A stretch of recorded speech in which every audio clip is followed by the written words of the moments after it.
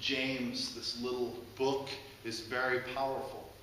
It's full of instructions for daily living. And we, each one of us, would profit from regularly sitting down with this short little epistle in our Bibles and just reading it in its entirety. I can tell you that if you read it carefully and pay attention to the words, it takes about 15 minutes. Not because I just timed it, but for years, this has been a part of my own personal devotional life, where when things happen, good, bad, otherwise, ugly, go back to James.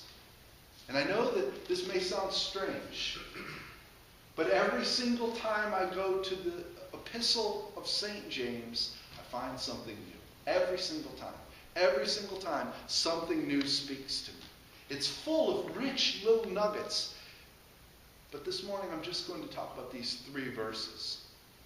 This season, in case anybody is not aware, it's Advent. We're waiting, we're anticipating, we're planning the coming of the Christ child on Christmas. And the purpose of this season is to put ourselves in the position of waiting for the coming of Christ. So part of the wait is to be engaged, to not be distracted from that purpose for which we are waiting. We read, be patient for the coming of the Lord. The latter part of this phrase in James points to the analogy of the farmer who waits for the crop to grow. I don't know if you've ever waited for something to grow. If any of you have gardens, I'm not the best gardener. As a matter of fact, I've been known to kill my wife's garden when she had to go away once and left me responsible for watering it. I think we had a hurricane while she was gone, and blaming that for the death of her garden, overwater. Any given year, we can draw so many different analogies with waiting. At this time of the year, children and the waiting for the big man who says, "Ho, ho, ho," is a great analogy for waiting. Because the kids wait with such great bated anticipation for the coming of Santa Claus. We're supposed to wait with that same anticipation and expectation for the coming of Christ. But waiting is also part of our daily living. We wait for someone, anyone, when we arrive early. Every single Sunday, one of us is the last to arrive. Not the same one. No, it's not. But waiting is a part of daily living. We all do that. When you arrive to meet somebody, if you're the one to get there first, you have to wait until they arrive. We've all experienced waiting, and some of us, I dare say, are better at it than others of us. I confess, I'm not great at waiting. We wait when we have a question and we need an answer.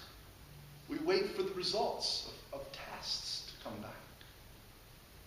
In the animated movie, The Incredibles, anybody seen The Incredibles? It's sort of a throwback, kind of 50s style. Yeah, I'm an Incredibles aficionado. I waited for years to see if they'd do a sequel. Pixar, what were they thinking? I would have seen that. But in The Incredibles, there's a little boy who always seems to be riding his tricycle by the Incredible family's house whenever they come home. And they're trying to blend in as ordinary people, but they're superheroes. That's the premise of the movie. And Mr. Incredible comes home from work one day, and he's terribly frustrated, and he lifts his car up in the air because he's going to throw it, and then he turns and he sees the little boy sitting there on the tricycle, and he puts it down. And he finally at one point asks him, "What are you doing here?" And the little boy says, "I don't know, I'm waiting for something to happen." In Advent, we're waiting for something to happen. It's good and it's right for us to have a season like this, reminding us to wait, reminding us that part of life is waiting, and acknowledging that waiting is living. James talks about being patient as we wait for the Lord's coming. And this is good advice, because the Bible is clear that we do, in fact, not know when the Lord will come or when the world will end. John Lennon, not typically a reference in many sermons, but I'll venture out on a limb here. It is, after all, the early service. John Lennon, in his song Beautiful Boy, says, life is what happens while you're busy making other plans. Life is what happens while you're busy making other plans. We make plans. We look ahead. But it doesn't matter. Life keeps going. Sometimes we're sitting there waiting for our plans to come to fruition, only to find that life is what already has been going on. We've been doing it already. I'm on an animated movie kick this morning. Anybody seen the movie Up? Yes. I think that's a really fun movie. If you haven't seen it, I don't know if that's another Pixar movie. Yeah, probably. It looks like it. But in Up, the main character is an elderly man named Carl. Carl married his childhood sweetheart, Ellie. They showed this in a sort of a flashback montage. And they lived this happily ever after life. The action of the movie all takes place after Ellie has died of old age, of natural causes. In a montage, we learn that through their lives, Carl and Ellie had always planned to take this trip to South America to visit this place called Paradise Falls. And they kept, throughout their life, saving up for the trip. They would show this little jar where they'd be putting their money for the trip. And then something would happen. The furnace would break, the car would break, and they would take their fund to go and repair whatever they needed to repair. Carl misses the point that he and Ellie had a happy life together, even though throughout they were always looking ahead, hoping for this trip to Paradise Falls. The farmer waits for the precious crop, being patient until the early and the late rains come. Sometimes we have to wait on God. Not for the end, not for the end of the world, but for life. God is always with us, providing opportunities to serve, to feel, to grow, to learn, to exercise our patience, to experience joy, to be the people we're called to be. And James, this wonderful little book in our Bibles, offers us encouragement for the wait.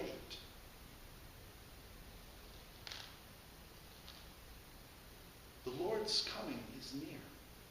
This doesn't mean that the end of the world is right around the corner. It means God is always near. Although this passage might be more directly written and focused on the end of time, when we read it, when we look at it today, we can take it as an encouragement that even though we're waiting right now, serving, feeling, growing, learning, and being, we're right around the life that God is calling us to lead. God's presence is right here with us. If we open ourselves up to God, we can find these opportunities right in front of us.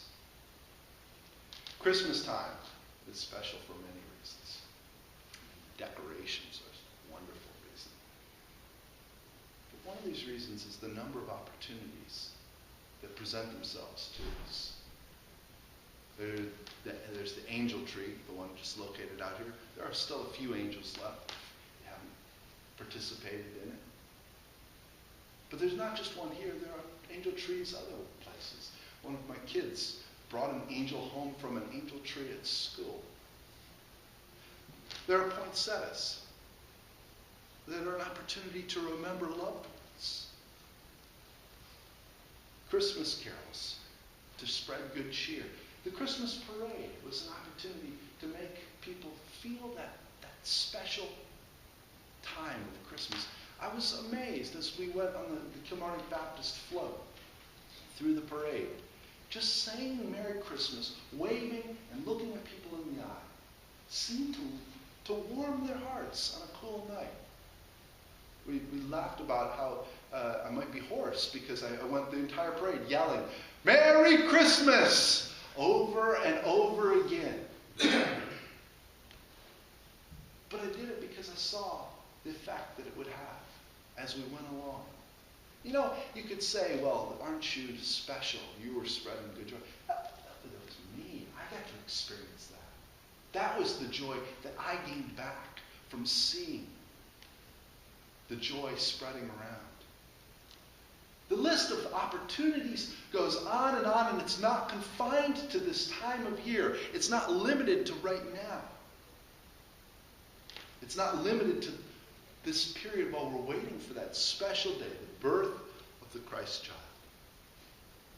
The last part of James is like the entire book, very rich. The passage represents this internal stress that communities of people who live in communion with God experience. The passage represents the internal stress that we experience when we're caught in the tension between the world and God, between distractions, like waiting can sometimes be, and our divine calling to live a life of faith. This passage speaks to people with divided loyalties, like our tension. I'll go ahead and call it our tension between consumerism and commitment to Christ, our Savior. The tension between Jesus and sainthood. We're not called to skip out on the world. We're called to engage and be involved. We don't get bent out of shape that there's secular, non-holy symbols in the parade. We as a church jump in with both feet. Go. And when we go, the joy we're reflecting, the love that we're sharing is the love of Christ.